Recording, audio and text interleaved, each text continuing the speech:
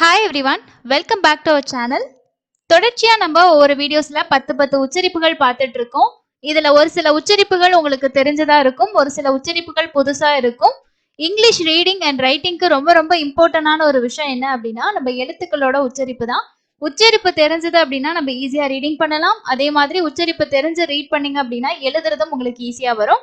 இன்னைக்கு என்னென்ன 10 உச்சரிப்புகள் அப்படின்றத டீட்டெயிலா பார்க்கலாம். இதுக்கு முன்னாடி ஒரு 6 வீடியோ நான் வந்து போஸ்ட் பண்ணியிருக்கேன். கண்டிப்பா அந்த உச்சரிப்புகளையும் செக் பண்ணி பாருங்க. ஸோ ஒரு 60 உச்சரிப்புகள் இருக்கும் அண்ட் வந்து நிறைய வேர்ட்ஸுமே நீங்க அதுல கத்துக்க முடியும். சேனலை இது வரைக்கும் சப்ஸ்கிரைப் பண்ணல அப்படின்னா சப்ஸ்கிரைப் பண்ணிட்டு பக்கத்துல இருக்கக்கூடிய பெல் ஐக்கானை பிரஸ் பண்ணி ஆல் அப்படின்ற ஆப்ஷனை செட் பண்ணிக்கோங்க. ஸோ அப்பதான் நாம போடக்கூடிய எல்லா வீடியோஸும் உங்களுக்கு நோட்டிபிகேஷனா வரும். வாங்க இன்னைக்கான உச்சரிப்புகள் என்னென்ன இருக்கு அப்படின்றத பார்க்கலாம். ஃபர்ஸ்ட் உச்சரிப்பு என்ன அப்படின்னா ஈயும் ஆரும் சேர்ந்து அர். அதாவது இதுல எர் அப்படின்னு சொல்லி ஒரு சிலர் சொல்லுவாங்க. இது ஆக்சுவலா இங்க ஈக்கு வந்து ஏன்ற சவுண்ட் நம்ம கொடுக்க முடியாது, ஆ அப்படின்ற சவுண்டு தான் வரும். ஓகேங்களா? ஸோ சில இடங்கள்ல நம்ம அப்படின்ற சவுண்டு வர்ற மாதிரி இருக்கும். அதை ஆ இல்லைன்னா அப்படின்ற மாதிரி வச்சுக்கலாம். இங்க ஆர் கூட ஈ சேர்ந்து வரும்போது அந்த ஆரோட சவுண்டு அழுத்தமா இருக்கும். இது வந்து ஆர் கண்ட்ரோல் வவல்ஸ் அப்படின்னு சொல்லி சொல்லுவாங்க. ஸோ ஃபர்ஸ்ட் எக்ஸாம்பிள் பாருங்க. ஹெச்சோட சவுண்டு இஹ் ஆ ஹர் அப்படின்னு சொல்லுவோம். ஸோ சிலர் வந்து ஹெர் அப்படின்னு படிப்பாங்க. ஆர் வந்து நம்ம எந்த வேர்டில் ஆர் படிக்கும் போதுமே ஆரோட அழுத்தம் வந்து நீங்க அதிகமா கொடுக்க கூடாது. அது சாஃப்டா தான் படிக்கணும். இரு அப்படின்னு படிக்க கூடாது. அதாவது அந்த ஆரோட அழுத்தம் இல்லாம சாஃப்டா படிக்கணும். ஸோ ஓகேங்களா? ஹெர் இல்ல ஹ அப்படின்னு சொல்லி படிப்போம். நெக்ஸ்ட் சியோட உச்சரிப்பு இக்கு இல்லு கு இல்லு ல கிளர்க் அப்படின்னு சொல்லி படிப்போம். அதே மாதிரி எஸ்ஸோட உச்சரிப்பு இஸ் இப்பு ஐ பை ஸ்பை ஸ்பைடர் ஸ்பைடர் அப்படின்னு படிக்கணும். அடுத்தது இல் ஏ லே இட் லெட்டர் லெடர். அதே மாதிரி ஏ ஹம் மர் ஹெமர் அப்படின்னு படிக்கணும். அடுத்தது டைகர் இட்டு ஐ டை இக்கு டைகர். ஸோ இங்க வந்து டை க இர். ஸோ இப்படிதான் படிக்கிறோம். இங்க வந்து பார்த்தோம் அப்படின்னா இந்த க சவுண்டு தான் வருதே தவிர கே சவுண்டு படிக்க மாட்டோம். அதாவது டைகர் அப்படின்னு படிக்க மாட்டோம், டைகர். ஸோ அப்போ இங்க வந்து நமக்கு என்னன்னா ஈக்கு வந்து ஆன்ற சவுண்டு மாதிரி தான் வரும். ஸோ அதுக்காக தான் அர் அப்படின்னு நான் சொல்லியிருக்கேன். அடுத்தது பாருங்க இஜ் ஜ ப ஜம்பர் ஜம்பர். இது சிலர் ஜம்பர் அப்படின்னு படிப்பீங்க. அந்த ஆருக்கு நான் அழுத்தம் கொடுக்க கூடாதுன்றதுக்காக தான் அப்படின்ற சவுண்டு சொல்றேன், ஜம்பர். அதே மாதிரி பேப்பர் பேப்பர். இங்க வந்து சிலர் வந்து பே இப்பு ப போடுவீங்க. ஓகே, இங்க இப்பு ஏ பே. அடுத்து இந்த பீக்கு இப்பு சவுண்டு கொடுத்தோம்னா இந்த பான்னு ஒரு சவுண்டு வருது பாத்தீங்களா? அது வந்து ஈக்கு நம்ம பர்ன் சவுண்ட் கொடுக்க மாட்டோம் இல்லையா? அதனால அது ஆக்சுவலா எழுதணும் அப்படின்னா இந்த இப்புன்ற சவுண்ட் கொடுக்க மாட்டோம். பேப்பர். உச்சரிப்புகளை மட்டும் நீங்க எழுதி படிக்கும் போது இந்த மாதிரி படிச்சீங்க அப்படின்னா உங்களுக்கு ஈஸியா படிக்க வரும். ஸோ இதுதான் ஃபர்ஸ்ட் உச்சரிப்பு. ரெண்டாவது உச்சரிப்பு என்ன அப்படின்றத பார்க்கலாம். செகண்ட் உச்சரிப்பு என்ன அப்படின்னு பாத்தீங்கன்னா ஐயும் ஆரும் சேர்ந்து அள். இங்கேயும் அள் அப்படின்ற சவுண்டு. ஃபர்ஸ்ட் பாருங்க இஷ் ஷர்ட். இது எப்படி படிப்போம்னா ஷர்ட். ஓகேங்களா? இஷ் ஷர்ட். அதே மாதிரி இப்பு பர்த். அதே மாதிரி கேர்ள் கேர்ள். இதை நம்ம தமிழ்ல எழுதும் போது கேல் இப்படிதான் எழுதுவோம். இது ஆக்சுவலா படிக்கும்போது அதாவது இக்கு சவுண்டு தான் வரும், கேர்ள். அதே மாதிரி பாருங்க டர்ட் சர்க்கிள். இதை தமிழ்ல படிச்சோம்னா சர்க்கிள் அப்படின்னு படிப்போம். அந்த ஆர் சவுண்டு வந்து நமக்கு சத்தமா கேட்கும், இரு சவுண்டு கேட்கும். ஸோ அது ஆக்சுவலா படிச்சோம்னா சர்க்கிள் அப்படின்றதுதான் கரெக்ட். சர்க்கிள் அப்படின்றது நம்ம தமிழ்லயே சொல்லி அந்த இரு சவுண்டை அழுத்தமா சொல்றோம், அதுதான் வித்தியாசம். இது ஏன் நான் ஒரு சில டைம் உங்களுக்கு திரும்ப சொல்றேன் அப்படின்னா ஒரு சிலர் வந்து நீங்க மாத்தி சொல்லி கொடுக்குறீங்க, வித்தியாசமா சொல்லி கொடுக்குறீங்க, இப்படி வராது தானே அப்படின்னு சொல்லி நினைக்கலாம், மேபி கேட்கலாம். ஸோ அந்த ஒரு கிளாரிஃபிகேஷனுக்கு தான் சொல்றேன். இப்போ இங்கிலீஷ் பேசுற கண்ட்ரீஸ்லயும் சரி, நம்ம இங்கிலீஷ் தான் கத்துக்கிறோம் இல்லையா? தமிழ் மூலமா கத்துக்கும் போது கொஞ்சம் முன்ன பின்ன வித்தியாசங்கள் இருக்கும். பட் ஓரளவுக்கு உச்சரிப்புகள் நீங்க எப்படி உச்சரிக்கணும்னு தெரிஞ்சுக்கிட்டா உங்களுக்கு ஈஸியா இருக்கும், அதுக்காக தான். So circle. அதே மாதிரி பர்த்டே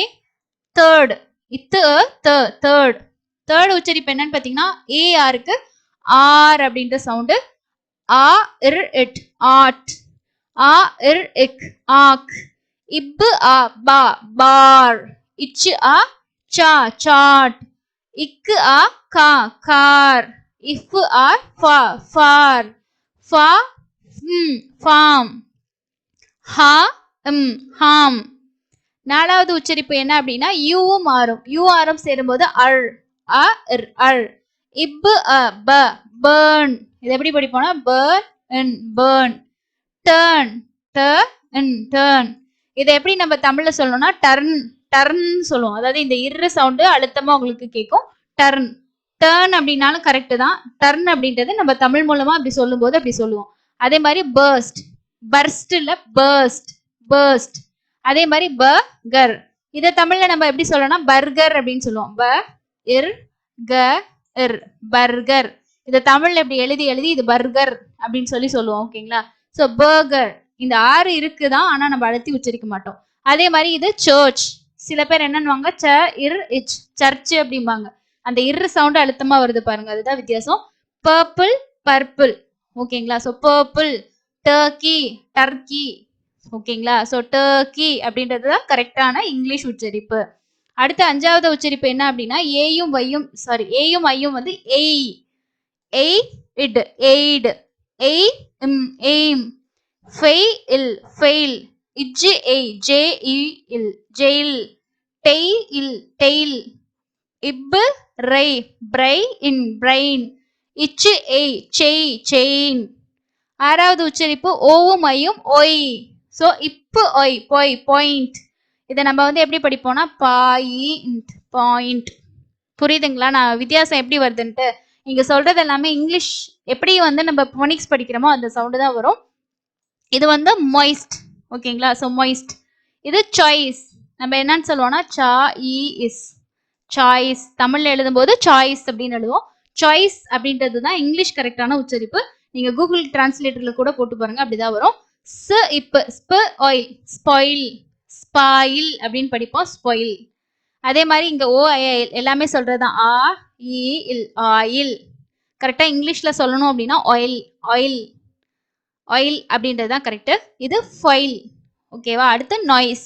இதை நம்ம தமிழ்ல நாய்ஸ் அப்படின்னு சொல்லுவோம். ஓகேங்களா? ஸோ இங்க வந்து நான் எதுக்காக இதை ரெண்டையும் உங்களுக்கு கம்பேர் பண்றேன் அப்படின்னா நான் இங்க ஓ சவுண்டு கொடுத்துருக்கேன், ஆனா இங்க வந்து நமக்கு தானே சவுண்டு வருது, நீங்க ஓ சவுண்டு சொல்லியிருக்கீங்கன்னு அந்த கன்ஃபியூஷன் வரக்கூடாது அப்படின்றதுக்காக தான் இந்த டிஃபரன்ஸ் உங்களுக்கு சொல்லியிருக்கேன். அடுத்தது ஏழாவதா உச்சரிப்பு என்ன அப்படின்னா ஒய். ஓகேவா? இங்கேயும் உங்களுக்கு அதே தான். இப்பு ஐ பாய். நம்ம வந்து பாய் அந்த பாய் அந்த கேர்ள் அப்படிதான் சொல்லுவோம். பாய் அப்படின்னு தான் சொல்லுவோம். போய் அப்படின்னு சொல்ல மாட்டோம். போ சவுண்டு. இப்போ போ சவுண்டு சொல்ல மாட்டோம். ஆனா பாய் அப்படின்றதுதான் இங்கிலீஷ்ல கரெக்டான உச்சரிப்பு. அதே மாதிரி காய் ஜாய். தமிழ்ல சொல்லும் போது ஜாய்.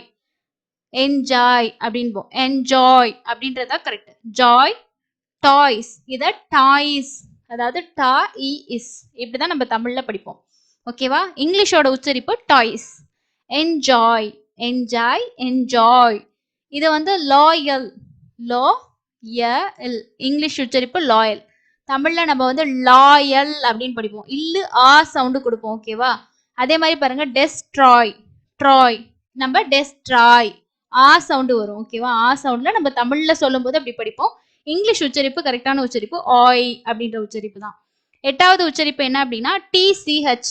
இந்த 3 எழுத்தும் சேர்ந்து இச்சு அப்படின்ற சவுண்டு. இங்க டி வந்து சைலண்டா வருது. சிஹெச்சோட உச்சரிப்பு இச்சு சவுண்டு வருது. இப்பு அச் பேட்ச். இக்கு அ கேட்ச்.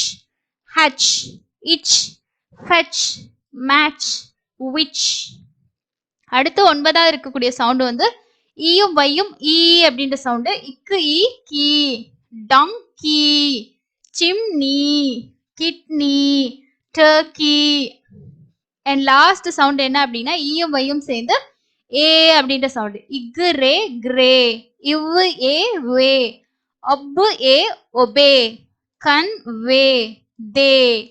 ஸோ இன்னைக்கு பார்த்த 10 உச்சரிப்புகள் கண்டிப்பா உங்களுக்கு யூஸ்ஃபுல்லா இருக்கும்னு நினைக்கிறேன். இதுல உங்களுக்கு ஒரு சிலது நீங்க இந்த இடத்துல ஆ சவுண்டு கூட போட்டுக்கலாம், தப்பு கிடையாது. பட் இங்கிலீஷ்ல ஒரு சில சவுண்ட்ஸ் வந்து நம்ம அதுல இருக்க மாதிரி படிக்கும் போதுதான் உங்களுக்கு கொஞ்சம் ஈஸியா இருக்கும். ஏன்னா கன்ஃபியூஸ் ஆகும். ஒரு இடத்துல வந்து ஆன்ற மாதிரி இருக்கும், ஒரு இடத்துல ஓன்ற மாதிரி சவுண்ட் வரும். ஸோ அந்த கன்ஃபியூஷன் இருக்கக்கூடாது அப்படின்றதுக்காக தான் நான் என்ன உச்சரிப்பு வருமோ அதுவே கொடுத்துருக்கேன். ஸோ இந்த லெசன் பத்தினா உங்களோட கருத்துக்களை கமெண்ட்ஸ்ல கண்டிப்பா ஷேர் பண்ணுங்க.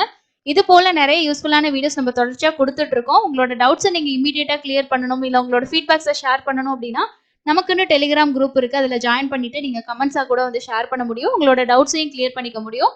ஸோ அதுக்கு ஒரு சான்ஸ் இருக்கு. கண்டிப்பா யூஸ் பண்ணிக்கோங்க. சேனலை சப்ஸ்கிரைப் பண்ணலன்னா சப்ஸ்கிரைப் பண்ணிக்கோங்க. இன்னொரு இன்ட்ரெஸ்டிங்கான யூஸ்ஃபுல்லான லெசன்ல மீட் பண்ணலாம். தேங்க்யூ.